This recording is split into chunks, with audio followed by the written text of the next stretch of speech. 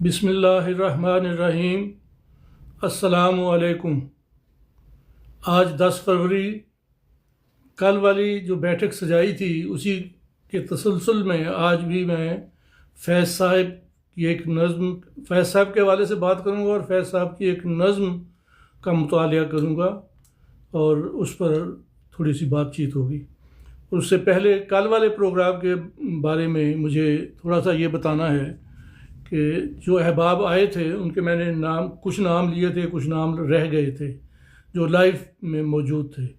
اس کے بعد پھر سوشل میڈیا کے دوسرے فورمز پر بھی بہت سے دوستوں کے کمنٹس موصول ہوئے، بہت سے لوگوں نے لائکس دیے، جو ایک سمپل سا وہ چلتا ہے نا ہمارے سوشل میڈیا پہ، لائک دے دیا، دل لگا دیا، ہینڈ شیک کر دیا، تو اس طرح کے بھی کافی سارے آئے۔ لیکن کچھ لوگوں نے چھوٹے چھوٹے لفظ بہت خوب، بہت عمدہ، اس طرح کے بھی لکھے۔ تو بہرحال ان میں سے میں نے کچھ تو نام لینے ضروری ہیں، یہ دل لگا دیا، یہ ہاتھ ہینڈ شیک لگا دیا، یا بہت خوب لکھ دیا، عمدہ لکھ دیا، ان کے کچھ دوستوں کے نام میں مطلب ہے کہ پڑھ دینا چاہتا ہوں۔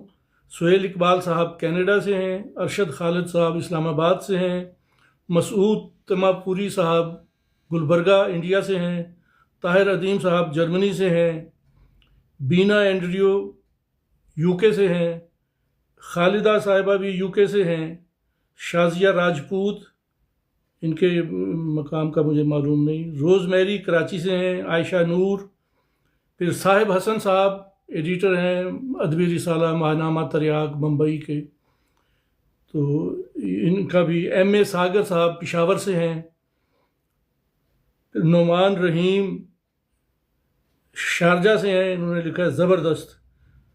تو یہ کچھ نام تھے جن کو بتانا ضروری، جن کا بیان کرنا ضروری تھا۔ پھر اسی طرح کل خاص طور پر مہرین، عثمان اور ناہید زرین، ان تینوں نے بڑی زبردست پارٹیسپیشن کی تھی، بڑا مطلب ہے کہ مجھے داد سے نوازا، تو ان سب اور بلکہ گفٹنگ بھی کی، تو گفٹنگ کے لیے بھی بہت شکریہ۔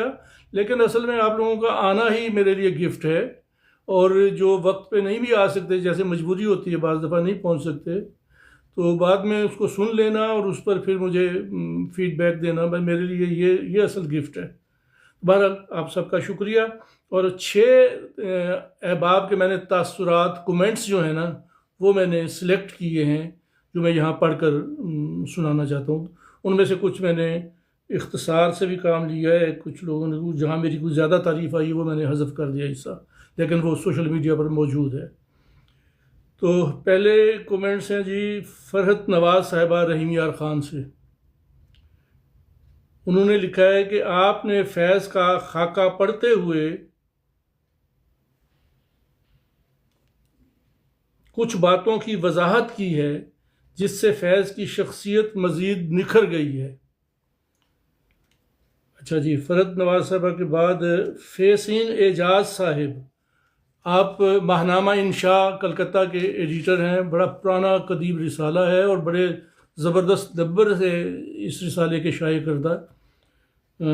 تو فیسین اعجاز صاحب لکھتے ہیں، فیض صاحب پر آپ کا پیش کردہ خاکہ فیض کے تعلق سے لکھی گئی سدا بہار تحریروں میں سے ایک تحریر ہے جس کی میعاد کبھی ختم یا متروک نہ ہوگی۔ جزاک اللہ فیسین اعجاز صاحب، اللہ کرے ایسا ہو۔ بہرحال آپ کے نیک جذبات کے لیے شکر گزار ہوں۔ خالد یزدانی صاحب لاہور سے، آپ روزنامہ نوائے وقت کے پرانے سینئر جرنلسٹ ہیں اور ادبی ایڈیشن کے انچارج رہے ایک عرصے تک، پھر ادبی ایڈیشن بند ہو گیا تو سنڈے میگزین کے ادبی حصے کے انچارج بنے، تو میرے خاص مہربان ہیں خالد جی۔ اور خاص طور پر نوائب وقت میں ڈاکٹر انور سدید صاحب کے بعد خالد یزدانی صاحب میرے لیے ایک بڑے اچھے دوست اور بڑے اچھے مہربان کے طور پر میرے ساتھ ان کا تعلق رہا۔ تو وہ لکھتے ہیں، فیض احمد فیض کی شخصیت اور فن پر بے لاگ تبصرے کا جواب نہیں۔ ان کے بعد جی محبوب خان اصغر صاحب، روزنامہ منصف حیدرآباد دکن، یہ میں اس کے ادبی ایڈیشن کے انچارج ہیں، مدیر ہیں، بلکہ لفظ مدیر ہی لکھا ہوتا ہے، ایک ہی بات ہے ویسے تو وہ لکھتے ہیں کہ ہم کے ٹھہرے اجنبی بہت سی معلومات فراہم کرتا ہے، بہت اچھا لگا۔ پھر ڈاکٹر آسما لاہور سے، یہ ڈاکٹر آسما یہاں جرمنی میں بھی تشریف لائی تھیں ایک دفعہ، کچھ 3-4 سال ہو گئے میرا خیال ہے، ہاں 2019 کے بعد کسی وقت آئی تھی۔ بہرحال کہتے ہیں فیض احمد فیض درباری شاعر ہرگز نہیں تھے، آپ کی تائید کرتی ہوں۔ اور بشیر احمد حبیب صاحب امریکہ سے، آپ نے لکھا ہے آپ نے نہ صرف فیض صاحب کی بابت دیانتداری سے لکھا بلکہ اپنے حوالے سے بھی وہ پہلو سامنے لائے جو کسی اور زاویے سے دکھا کر اپنی شخصیت کا قد مزید بڑھایا جا سکتا ہے، جو ہمارے ہاں عام رواج ہے، مگر سچ کے ساتھ جو آپ کی مستقل کمٹمنٹ ہے وہ آپ کو ایک جدا مقام عطا کرتی ہے۔ بہت شکریہ بشیر احمد حبیب صاحب، مقام شکام کو نہیں ہے جی، بس اللہ کا شکر ہے کہ اس نے کچھ کام کرنے کی توفیق دی ہوئی ہے، بس جتنا ہو جاتا ہے الحمدللہ، جو نہیں ہو سکتا ہے تو اللہ اس کی توفیق دے۔ تو یہ تو تھا جی آج کا کچھ احباب کے کومنٹس جو میں چاہتا تھا کہ پڑھ کر سنا دوں۔ تو اب میں فیض صاحب کی ایک نظم کا جو ہے وہ پیش کرتا ہوں، عنوان بھی مضمون کا ہے، فیض احمد فیض کی ایک مشہور نظم۔ فیض احمد فیض اردو ادب کا ایک معتبر نام ہے، قابل فخر شاعر اور ترقی پسند تحریک کی سب سے بڑی عطا ہیں۔ ان کا ادبی مقام و مرتبہ ایک اٹل ادبی سچائی ہے، لیکن میرے نزدیک کسی بھی اہم شاعر اور ادیب کو ماننے سے زیادہ اسے جاننا ضروری ہے۔ اسی لیے فیض کو ماننے اور منوانے سے زیادہ انہیں سمجھنے اور سمجھانے کو اہم سمجھتا ہوں۔ بعض لوگ اپنے خیالات کو فیض کی شاعری سے ہم آہنگ دکھا کر تالیاں بجوائی جا سکتی ہیں، لیکن فیض کی تفہیم کے لیے فیض کو سمجھنا بھی ضروری ہے۔ کوئی بھی تخلیق کار لکھتے وقت اپنے عہد کے اثرات سے الگ تھلگ نہیں ہوتا، لیکن وہ اپنے عہد سے آگے بھی دیکھ رہا ہوتا ہے، تب وہ جو کچھ لکھتا ہے اس کا تخلیقی کشف بھی ہو سکتا ہے اور نظریے کی خوش خیالی بھی ہو سکتی ہے۔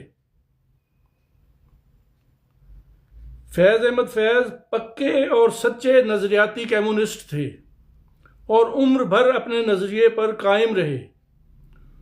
ان کی ایک پیشگوئی نما نظم بہت مقبول ہے، ادبی طور پر اسے فیض کی بہترین اور نمائندہ نظموں میں شمار کیا جاتا ہے، اور بلا شبہ فیض کی فکر کے حوالے سے یہ ایک شاندار نظم ہے۔ اس کی ادبی قدر و قیمت برحق ہے، لیکن بطور پیش گوئی یہ نظم کہاں کھڑی ہے؟ اسے ماضی کے واقعاتی تسلسل میں توجہ سے دیکھتے ہیں۔ آئیے پہلے فیض احمد فیض کی نظم کو پڑھتے ہیں۔ ہم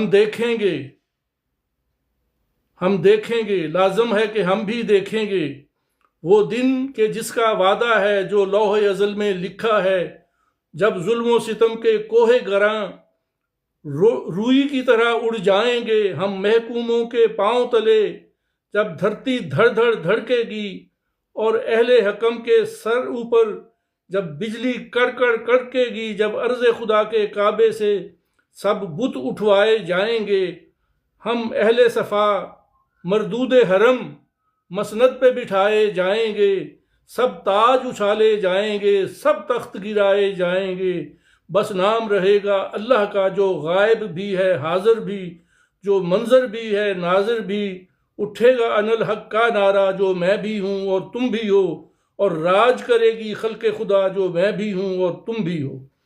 یہ امریکہ میں بیٹھ کر انہوں نے یہ نظم لکھی تھی جنوری 1979 میں۔ فیض احمد فیض کی یہ مشہور و مقبول نظم ان کی کلیات سارے سخن ہمارے کے صفحہ نمبر 431 اور 432 پر چھپی ہوئی ہے۔ یہ نظم ان کے 7ویں اور آخری مجموعے میرے دل میرے مسافر کا حصہ ہے، جبکہ یہ نظم ریختہ ویب سائٹ پر اس نوٹ کے ساتھ چھپی ہوئی ہے۔ ریختہ کا نوٹ ہے: دلچسپ معلومات، سال 1985 میں جنرل ضیاء الحق کے فرمان کے تحت عورتوں کے ساڑی پہننے پر پابندی لگا دی گئی تھی۔ پاکستان کی مشہور گلوکارہ اقبال بانو نے احتجاج درج کراتے ہوئے لاہور کے ایک اسٹیڈیم میں کالے رنگ کی ساڑی پہن کر 50,000 سامعین کے سامنے فیض احمد فیض کی یہ نظم گائی۔ نظم کے بیچ بیچ میں سامعین کی طرف سے انقلاب زندہ باد کے نعرے گونجتے رہے۔ یہ اس کا نوٹ ہے ریختہ والوں کا۔ اس پر پھر میں نے لکھا ہے، انہوں نے لکھا ہے نا 1985 میں یہ واقعہ ہوا، تو میں وضاحت کر رہا ہوں کہ مجھے یاد پڑتا ہے کہ فروری 1986 میں پہلا فیض امن میلہ ہوا تھا۔ اس میں اقبال بانو نے یہ نظم گائی تھی۔ اس دوران انقلاب کے نعرے گونجتے رہے اور میلے میں اس نظم کی دھوم مچ گئی تھی۔ اس سے اگلے برس 1987 کے فیض امن میلے میں یہ واقعہ بھی ہوا تھا کہ ہزاروں حاضرین لیفٹ کے انقلاب کے نعرے لگا رہے تھے اور ترقی پسندوں کے اندر موجود امریکہ نواز فوجی جنرل ضیاء الحق سے درپردہ مفاہمت کرنے والے ادیبوں کے بھی سخت خلاف تھے، یعنی جو ترقی پسندوں میں سے بعض لوگ اندر خانے سمجھوتا کر چکے تھے۔ وہی بات جو میں نے 2 دن پہلے کہی تھی کہ ہر کوئی اپنے اپنے داؤ پہ بیٹھا ہے۔ چنانچہ جب احمد ندیم قاسمی کلام سنانے کے لیے اسٹیج پر آئے تو ان کے خلاف نعرے لگنا شروع ہو گئے۔ یہ نعرہ بازی اتنی زیادہ ہوئی کہ قاسمی صاحب کو کلام سنائے بغیر اسٹیج چھوڑنا پڑ گیا۔ پھر جب ایک گلوکار نے عطاء الحق قاسمی کی غزل گانا چاہی تو پھر سخت نعرے شروع ہو گئے۔ تب اسٹیج سیکریٹری دلدار بھٹی نے وضاحت کرنے کی پوری کوشش کی کہ یہ نکے قاسمی کا کلام ہے، چھوٹے قاسمی کا کلام ہے، لیکن اسے بھی رد کر دیا گیا۔ اس کے نتیجہ میں عطاء الحق قاسمی نے اپنے کالم میں تبصرہ کرتے ہوئے اس تقریب کو فیض امن میلہ کی بجائے فیض نقص امن میلہ قرار دیا۔ مذکورہ دونوں تقریبات کے بیان کردہ واقعات سے اندازہ کیا جا سکتا ہے کہ یہ ترقی پسند اور انقلابی خیال رکھنے والے لوگوں کے جذبات کا برملا اظہار تھا، اور یہ زیادہ تر مزدور، کسان اور لیفٹ کے عوام تھے۔ فیض احمد فیض پکے اور سچے کمیونسٹ تھے۔ اپنے ارد گرد کے نامساعد حالات کے باوجود انہوں نے اپنے نظریات اور تصورات کو کبھی نہیں چھپایا۔ اس نظم میں جب فیض یہ خوشخبری دیتے ہیں کہ جب ظلم و ستم کے کوہ گراں روئی کی طرح اڑ جائیں گے، ہم محکوموں کے پاؤں تلے جب دھرتی دھڑ دھڑ دھڑکے گی اور اہل حکم کے سر اوپر جب بجلی کڑکڑ کڑکے گی، سب تاج اچھالے جائیں گے، سب تخت گرائے جائیں گے، تب وہ دو ٹوک طور پر کمیونزم کے مخالفوں کے بارے میں بتا رہے تھے۔ یہ سرمایہ دارانہ نظام کے خاتمے کی پیش گوئی تھی اور کمیونزم کے غلبہ کی پیش گوئی تھی، لیکن یہ واقعاتی طور پر بالکل الٹ ہو گئی، پٹھی پہ گئی۔ ظلم و ستم کے کوہ گراں روئی کی طرح اڑے، ظلم و ستم کے کوہ گراں روئی کی طرح اڑے، دھرتی دھڑ دھڑ دھڑکی، بجلی کڑکڑ کڑکی، تاج اچھالے گئے اور تخت گرائے گئے، لیکن یہ سب کچھ امریکہ اور اس کے ہمنوا ملکوں کی بجائے کمیونزم کے عالمی مرکز سوویت یونین میں ہو گیا۔ یہاں اس سادہ دل بندے کی یاد آتی ہے جس نے ہمسائے کے گدھے کے رینکنے سے زچ ہو کر گدھے کے مرنے کی دعا کی تھی، لیکن دوسرے دن صبح اٹھا تو اس کا اپنا کٹا بھینس کا بچہ مرا ہوا تھا۔ مطلب پیش گوئی جو ہے وہ بالکل برعکس نکلی۔ تو اب مختلف لوگ اس نظم کی مختلف تعبیریں کر رہے ہیں۔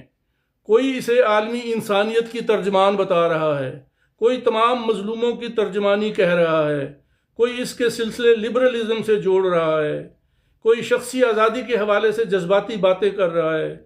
ان ساری تعبیرات کو شاعری کے وسیع تناظر میں سراہا جا سکتا ہے، لیکن فیض احمد فیض کو جان لیا جائے تو اصل کشمکش سرمایہ دارانہ اور کمیونسٹ نظام کی تھی، اور فیض کمیونسٹ نظام کی حمایت اور سرمایہ دارانہ نظام کی مخالفت میں یہ پیشگوئی سنا رہے تھے۔ شخصی آزادی کا ذکر کیا ہے تو امریکہ اور سوویت یونین کے 2 ادیبوں کا لطیفہ یاد آ گیا۔ امریکی ادیب نے سوویت یونین کے ادیب کو بتایا کہ امریکہ میں شخصی آزادی اتنی زیادہ ہے کہ کوئی بھی شخص امریکی صدر کے آفس کی عمارت کے باہر کھڑے ہو کر امریکی صدر کے خلاف کھلے عام بات کر سکتا ہے۔ اس پر سوویت یونین کے ادیب نے مسکرا کر کہا کہ یہ آزادی تو سوویت یونین میں بھی سب کو حاصل ہے۔ کوئی بھی شخص سوویت یونین کے صدر کے آفس کی عمارت کے باہر کھڑے ہو کر امریکی صدر کے خلاف کھلے عام بات کر سکتا ہے۔ شخصی آزادیوں کے لحاظ سے دیکھا جائے تو سوویت یونین سمیت متعدد دیگر ممالک کے مقابلے میں امریکہ اور یورپ میں یہ بہت زیادہ میسر ہیں۔ اسی لیے تب ہمارے ترقی پسند شاعر اور ادیب بھی ماسکو کی بجائے لندن اور واشنگٹن زیادہ جایا کرتے تھے۔ اب تو خیر سارا منظر ہی بدل گیا ہے، رہے نام اللہ کا۔ فیض احمد فیض کے نظریات اور ان کی نظم کے اس واقعاتی تسلسل سے قطع نظر فیض احمد فیض اردو ادب کے ایک معتبر اور قابل فخر شاعر ہیں اور ترقی پسند تحریک کی سب سے بڑی عطا ہے۔ یہ جی میرا مضمون مکمل ہو گیا۔ اور ویسے فیض صاحب کے حوالے سے میرے ایک دو اور مضمون بھی ہیں، وہ مختلف پہلو ہیں ان کے، اور وہ بھی میں کسی وقت بیان کروں گا، لیکن فی الحال میرا خیال ہے یہ دو بیٹھک جو میں نے سجا لی ہیں یہ ٹھیک ہیں۔ اہم مصطفیٰ ہیں جی، مہر ہیں، جو نام نہیں ہوتے نا جی، دوسرے نام ہوتے ہیں وہ میں نہیں پڑھ سکتا، سوری۔ اب یہ فلیش گول یہ کوئی نام نہیں ہے، پلیز نام اپنا۔ اور میں کسی دوست کو لے نہیں سکوں گا ابھی کیونکہ اس کے لیے کسی کا ہونا ضروری۔ طاہر احمد صاحب، کرسٹینا جی، لاڈلا بادشاہ، دانی، PGH، محمد سعید صاحب۔ یہ سعید شباب نہیں ہے، وہ بیچارہ تو اس وقت ڈاکٹر کے پاس بیٹھا ہوا ہے، اس لیے آج نہیں آیا پھر۔ اور وینا رام کسون، آپ تو آتی رہتی ہیں میرے پیج پہ بھی، بہت شکریہ وینا جی۔ امان اللہ عزیزی، پھر یہ مومن بشر روبی، نہیں جی آج مجھے اتنا ٹائم مل گیا کہ میں یہ پڑھ رہا ہوں۔ راجہ فیصل، فاطمہ بی بی، محسن احمد، رانا نصیر صاحب، وجیہ، میرن، سمیہ، عارف صاحب آپ کا بھی شکریہ، آپ کل بھی آئے تھے، اب مجھے اب یاد آیا آپ کا نام، کل بھی آپ آئے تھے۔ اچھا، زاہد مغل صاحب، طوفان صفی، امیر صاحب، میں سمجھا تھا فوزیہ، وہ فروزن نام ہے، فوزیہ نام ہوتا تو زیادہ بہتر تھا۔ چلیں جی فروزن صاحبہ، سعید محمد۔ یہ آج کے جناب میں نے کافی سارے نام پڑھ دیے ہیں، جو رہ گئے ان سے معذرت۔ اور یہ سریندر سنگھ صاحب بھی تشریف لائے ہوئے ہیں۔ قمر زین صاحب، آپ تو شروع میں ہی آ گئے تھے جی، آپ کا شکریہ واجب ہے، میں نے آپ کو شروع میں دیکھا تھا۔ بہت شکریہ آپ سب کا، اللہ آپ سب کو خوش رکھے۔ آپ لوگ تشریف لائے، اور جو نہیں آ سکے مجھے اندازہ ہے کہ وہ ان کی جاب کی نوعیت ایسی تھی، انہوں نے نہیں آ سکنا تھا۔ اور اب مجھے اندازہ نہیں ہے کہ میں غزل ایک سنا دوں یا نہ سناؤں، کل سنائی تھی تو آج بھی سنا دیتے ہیں، ایک غزل سنا دیتا ہوں، پھر تھوڑا سا ٹائم بڑھ گیا تو پھر۔ جو بس میں ہے وہ کر جانا ضروری ہو گیا ہے،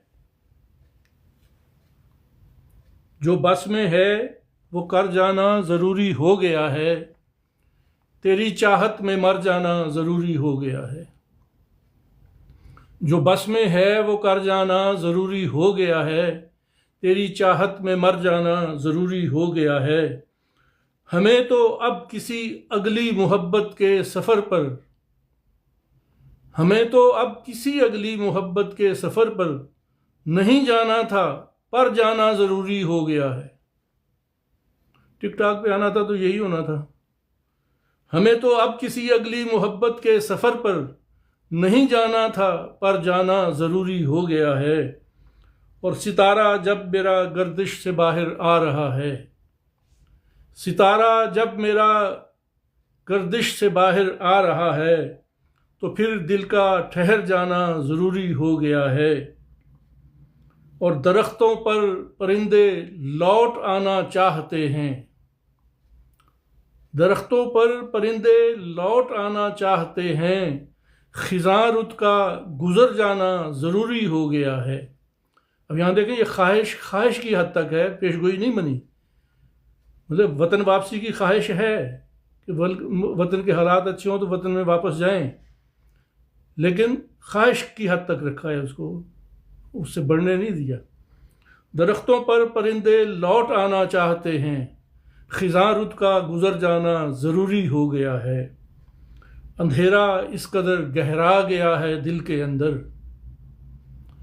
اندھیرا اس قدر گہرا گیا ہے دل کے اندر، کوئی سورج ابھر جانا ضروری ہو گیا ہے، اندھیرا اس قدر گہرا گیا ہے دل کے اندر، کوئی سورج ابھر جانا ضروری ہو گیا ہے، اور بہت مشکل ہوا اندر کے ریزوں کو چھپانا، بہت مشکل ہوا اندر کے ریزوں کو چھپانا، سو اب اپنا بکھر جانا ضروری ہو گیا ہے، اور تجھے میں اپنے ہر دکھ سے بچانا چاہتا ہوں،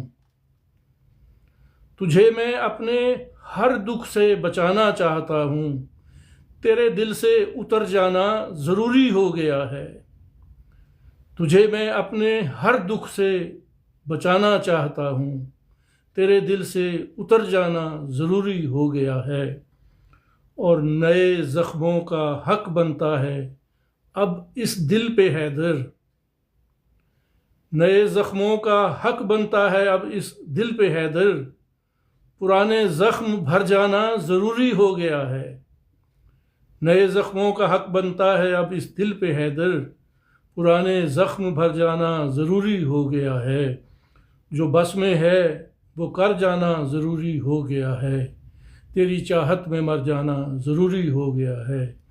ہاں جی، ڈاکٹر مروہ صاحبہ آپ کا بھی شکریہ۔ اور جی، اور میں 1 منٹ اینک کے ساتھ ہی دیکھ سکوں گا، ویسے تو نہیں دیکھ سکتا، کچھ لوگ اور تشریف لائیں۔ اسد مغل صاحب آپ کا شکریہ۔ زندگی صاحبہ کوئی نام بھی رکھ لیں۔ لیو ماؤس، یہ لیو ماؤس کیا ہوگا جی؟